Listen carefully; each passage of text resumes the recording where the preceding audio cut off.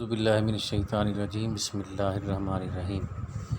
ہمارے سلیبس کے حصہ نظم میں شامل پہلی نظم جس کا عنوان حمد ہے، آج ہم اس کے اشعار کی تشریح دیکھتے ہیں۔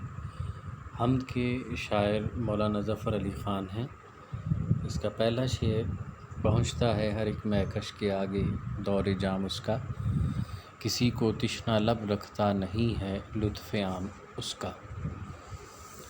دور جام اور مہکش کے الفاظ بات کو خوبصورت اور واضح کرنے کے لیے استعمال کیے گئے ہیں۔ دور جام سے مراد اللہ تعالیٰ کی مہربانیاں ہیں جس سے ہر ایک فیض یاب ہو رہا ہے، اور مہکش سے مراد ہر وہ شخص اور ہر وہ چیز ہے جو اللہ تعالیٰ کے کرم سے مسلسل فائدہ اٹھا رہی ہے۔ گویا جملہ مخلوقات اور موجودات جس میں جن، انسان، فرشتے، درندے اور پرندے بھی شامل ہیں، اللہ تعالیٰ کو قرآن پاک کے آغاز میں رب العالمین کہا گیا۔ رب کا مفہوم یہ ہے کہ وہ ذات جو ہر چیز کو پیدا کر کے اس کی نشو و نما کے جملہ اسباب بھی مہیا کرتی ہے اور اس کو تکمیل تک بھی لے جاتی ہے۔ اللہ تعالیٰ اپنی تمام مخلوق کی ضرورتوں کو پورا کرتا ہے۔ ظاہر ہے کہ مخلوقات کی ضروریات ایک دوسرے سے مختلف ہیں۔ اللہ تعالیٰ سب کی ضروریات ان کے مطابق مہیا فرماتا ہے۔ وہ رازق ہے، اس کا کام رزق پہنچانا ہے ہر اس کو جس کو رزق مطلوب ہو، انسان ہوں یا حیوان، درندے ہوں یا پرندے، جن ہوں یا فرشتے، نباتات ہوں یا جمادات، ہر ایک کی فطرت کے مطابق اس کی نشو و نما کرنا، اسے عروج و کمال تک لے جانا اور ہر نوع سے، ہر قسم کے خطرات سے اس کی حفاظت کرنا رب اور رازق کا کام ہے، اور وہ ازل سے یہی کام انجام دے رہا ہے۔ اس کے نظام میں نہ کوئی کمی ہے اور نہ کوئی خامی، نہ کسی کو کوئی محرومی ہے نہ کوئی مایوسی۔ اس کی رحمت، اس کا لطف و کرم اور اس کی نگہداشت ہر ایک کے لیے ہے۔ دوسرا شعر دیکھیے، گواہی دے رہی ہے اس کی یکتائی پہ ذات اس کی، کہ دوئی کے نقش سب جھوٹے ہے سچا ایک نام اس کا۔ اللہ تعالیٰ رب ہے، آغاز سے انجام تک ہر نوع کی نشو و نما اور بلوغت یعنی اسے بڑھانے کا ذمہ دار ہے۔ اسی طرح وہ الہ ہے، یعنی اسی کی عبادت مقصود ہے۔ گویا نہ اللہ تعالیٰ کی ربوبیت میں کوئی شریک ہو سکتا ہے اور نہ اس کی الوہیت میں۔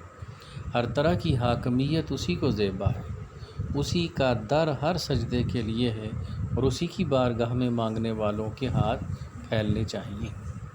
اگر کوئی اس کے سوا کسی کی عبادت کرتا ہے، کسی سے مانگتا ہے اور کسی کے سامنے جھکتا ہے تو یہ شرک ہے جو توحید کی ضد ہے۔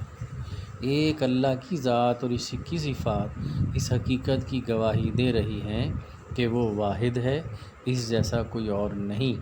وہی سورج کو مشرق سے ابھارتا اور مغرب میں غروب کرتا ہے، وہی خالق ہے، وہی بادلوں کو بارش کا حکم دیتا ہے، وہی زمین کی تہوں اور تاریکیوں میں دبے ہوئے دانے کو تناور درخت بناتا ہے، وہی پیدا کرتا ہے اور وہی مارتا ہے۔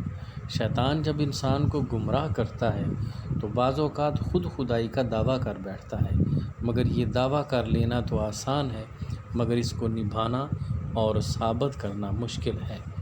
کتنے ہی فرعون خدائی کا دعویٰ کرتے ہوئے ابھرے اور مٹ گئے، کتنے ہی قارون اپنی دولت کے بل پر خدا بننے کی کوشش کرتے رہے، لیکن زمین نے انہیں نگل لیا۔ تیسرا شعر دیکھیے، ہر ایک ذرہ فضا کا داستاں اس کی سناتا ہے، ہر ایک جھونکا ہوا کا آ کے دیتا ہے پیام اس کا۔ اس بھری کائنات میں کوئی چیز ایسی نہیں جو اپنے خالق کی عظمت کا اظہار نہ کر رہی ہو۔ انسان سے لے کر حیوان تک، ذرے سے لے کر آفتاب تک، قطرے سے لے کر کلزم تک اور فضا سے لے کر ہوا تک، ہر جگہ، ہر مقام اور ہر شے اسی کی داستان سناتی ہے، اسی کی عظمتوں کے گیت گاتی ہے اور اسی کے ایک ہونے کی دلیل پیش کرتی ہے۔ گویا انسان کی اپنی ذات ہو یا اس کی کائنات، ہر جگہ اللہ تعالیٰ کی نشانیاں بکھری ہوئی ہیں۔ انسان کو دیکھنے والی آنکھ اور سمجھنے والا دل ملا ہو تو وہ ہر جگہ اور ہر مقام پر اللہ کی آیات یعنی اس کی نشانیاں دیکھے گا۔ ذات الہی کے ساتھ بے شمار صفات وابستہ ہیں۔ اللہ تعالیٰ نے اس کائنات میں اپنی صفات کو بکھیر دیا ہے۔ ہم اس کی ذات کو نہیں دیکھ سکتے، مگر اس دنیا میں بکھری ہوئی اس کی صفات سے اس کی ذات کے کمال و جمال کا اندازہ کر سکتے ہیں کہ فضا کا ہر ذرہ اسی کے حسن کی داستان سنا رہا ہے اور ہوا کا ہر جھونکا اس کی رحمتوں کا پیغام ہر دل تک پہنچا رہا ہے۔ چوتھا شعر دیکھیے، سراپا معصیت میں ہوں، سراپا مغفرت وہ ہے۔ یعنی انسان گناہ گار ہے اور اللہ تعالیٰ بہرحال بخشنے والا۔ انسان کی روش، عادت خطا کاری ہے، جبکہ اللہ تعالیٰ کا کام خطا پوشی یعنی خطاؤں کو اپنی مغفرت سے مٹا دینا ہے۔ انسان اپنی تخلیق اور فطرت کے اعتبار سے خطا کار ہے۔ اس سے قدم قدم اور لفظ لفظ غلطی اور لغزش کا امکان ہے، کیونکہ لغزش بشریت کا ایک لازم حصہ ہے۔ ابتدا میں حضرت آدم علیہ السلام سے لغزشی ہوئی تھی کہ ان سے جنت کی بہاریں چھین گئیں، اور یہ بھی ایک حقیقت ہے کہ اس لغزش غلطی کے بعد آدم علیہ السلام کو انتہائی شرمندگی ہوئی تھی، اور اس شرمندگی کی وجہ سے اللہ تعالیٰ کی مغفرت اور بخشش کی شان جوش میں آ گئی تھی، اور خود اللہ تعالیٰ نے آدم علیہ السلام کو دعا سکھائی کہ یوں اپنے گناہوں پر مغفرت طلب کرو۔ گویا خطا کوشی اور خطا پوشی یعنی گناہوں کو چھپانا یہ لازم و ملزوم ہے۔ انسان میں معصیت، گناہ کا ہونا اس بات کی دلیل ہے کہ اللہ پاک میں مغفرت کی شان موجود ہے۔ تو شاعر نے کہا کہ سراپا معصیت میں ہوں، سراپا مغفرت وہ ہے، خطا کوشی روش میری، خطا پوشی ہے کام اس کا۔ کہ اگر لغزش کا ارتکاب ہی نہ ہو تو بخشش کس کی ہوگی اور کس بنا پر ہوگی۔ پانچواں شعر، میری افتادگی بھی میرے حق میں اس کی رحمت تھی کہ گرتے گرتے بھی میں نے لیا دامن ہے تھام اس کا۔ انسان خطا کار ہے، پھسلنا اور گرنا اس کی فطرت ہے، نہ نگاہ اس کے قابو میں ہے اور نہ قدم۔ یہ بے اختیاری انسان کو کئی بار گرنے پر مجبور کرتی ہے، ایسے میں گرنا مقدر ہو جایا کرتا ہے۔ مولانا ظفر علی خان کے خیال میں انسان اپنی فطری عادت کے مطابق خطا اور لغزش کا شکار ہوا، پھسلا، گرا، مگر ساتھ ہی اسے ندامت کا احساس ہوا کہ یہ خطائیں تو دوزخ کے گڑھے میں لے جائیں گی۔ دوزخ کے شعلوں کا خیال آتے ہی وہ گرتے گرتے سنبھلا۔ اس نے اللہ تعالیٰ کے حضور میں شرمندگی کا احساس کیا، کیونکہ توبہ کا دروازہ ہر وقت کھلا ہے اور رحمت کا باب بھی بند نہیں ہے، بلکہ انسان ایک قدم اللہ کی طرف بڑھتا ہے تو اللہ تعالیٰ کی رحمت 10 قدم بڑھ کر اسے اپنی آغوش میں لے لیتی ہے۔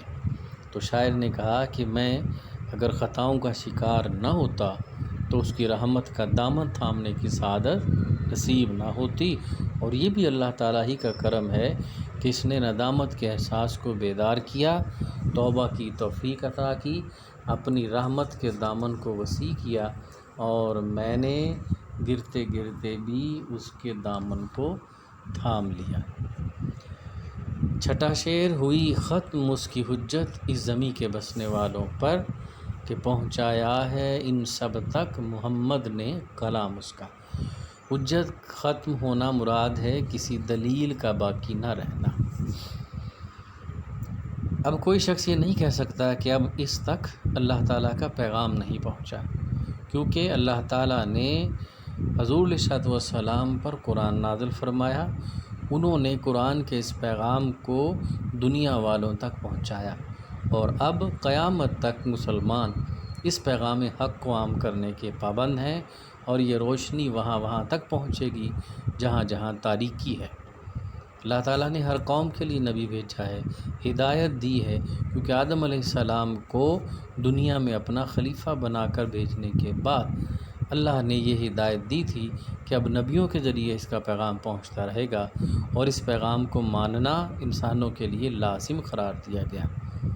نبیوں کا ایک سلسلہ جاری رہا یہاں تک کہ حضور علیہ الصلوۃ والسلام کو آخری نبی بنا کر اس سلسلے کو ختم کر دیا گیا اور اللہ تعالیٰ نے اپنے دین کی تکمیل فرما دی اور روز حشر حضرت محمد صلی اللہ علیہ وسلم کو ہر امت کے لیے شاہد بنایا گیا ہے۔ مختصر یہ کہ قرآن انوار حق کا سر چشمہ ہے، ہدایت کا نور ہے اور محمد صلی اللہ علیہ وسلم نے اس نور کو دنیا والوں تک پہنچایا ہے۔ رسالت کی اس روشنی سے یہ کائنات چمک رہی ہے۔ اب کفر و شرک کی تاریکیوں کے پاس اپنے وجود کے لیے کوئی دلیل باقی نہیں ہے، کیونکہ قرآن کا نور پوری کائنات کو پر نور بنا رہا ہے۔ 7واں شعر دیکھیے، بجھاتے ہی رہے پھونکوں سے کافر اس کو رہ رہ کر، مگر نور اپنی ساعت پر رہا ہو کر تمام اس کا۔ نور سے مراد ہدایت خداوندی قرآن مجید دین اسلام ہے۔ اسلام اور قرآن پاک کو اللہ تعالیٰ نے نور سے تعبیر فرمایا۔ نور کا مقصد ظلمت کو ختم کرنا ہے۔ کفر و شرک ظلمت ہے اور اندھیرے بے وجود ہوتے ہیں۔ اندھیرا نام ہے روشنی کے فقدان کا۔ روشنی آتی ہے تو اندھیرے باقی رہنے کی اپنی سی کوشش کرتے ہیں، مگر وہ اپنی کوشش میں ناکام رہتے ہیں کہ روشنی کے آتے ہی بھاگنا ان کا مقدر ہوتا ہے۔ اس حمد میں مولانا ظفر علی خان کہتے ہیں کہ حضور صلی اللہ علیہ وسلم کے ذریعے قرآن دنیا تک پہنچا۔ قرآن کا پیغام جب عام ہوا تو کفار نے اس کی مخالفت کی، مگر ان کی مخالفت کی حیثیت ایسے ہی تھی جیسے کوئی روشن سورج کو پھونکوں سے بجھانے کی کوشش کرے۔ یہ شعر تلمیح کی مثال ہے کہ اس میں قرآن پاک کی آیتوں کی طرف واضح اشارہ موجود ہے۔ روشن چراغ کو پھونکوں سے بجھانے کی کوشش اور نور کا اپنے وقت پر مکمل ہونا اور کفار کا ہاتھ ملتے رہنا۔ سورہ توبہ کی آیت نمبر 32 اور 33 کا ترجمہ یہ ہے، وہ چاہتے ہیں کہ اللہ کے نور کو اپنے منہ سے بجھا دیں، مگر اللہ اپنے نور کو پورا کیے بغیر نہ رہے گا، اگرچہ کافر ناپسند کریں۔ اس نے اپنے رسول کو ہدایت اور سچے دین کے ساتھ بھیجا کہ اسے تمام مذہبوں پر غالب کر دے، اگرچہ مشرک برا مانے۔ وہ قرآن کے ذریعے حضور علیہ الصلوۃ والسلام نے ہدایت اور حق کے نور کو جب پھیلانا شروع کیا تو یہود و نصارہ اور مشرکین نے اس نور سے بچنے اور اسے بجھانے کی اتحد کوشش کی۔ ان کی یہ کوشش ایسے ہی تھی جیسے کوئی سورج یا چاند کی روشنی کو اپنی پھونکوں سے بجھانا چاہے۔ جس طرح یہ بات ناممکنات میں سے ہے، اسی طرح دین حق کو مٹانا اور اس نور کی شعاؤں کو پھیلنے سے روکنا ممکن نہیں ہے۔ ہم نے حمد کے ان اشعار کی تشریح کو آج دیکھا ہے۔ اس کے ساتھ ہی اجازت چاہتا ہوں، نئے موضوع کے ساتھ پھر حاضر خدمت ہوں گا۔ السلام علیکم ورحمۃ اللہ وبرکاتہ۔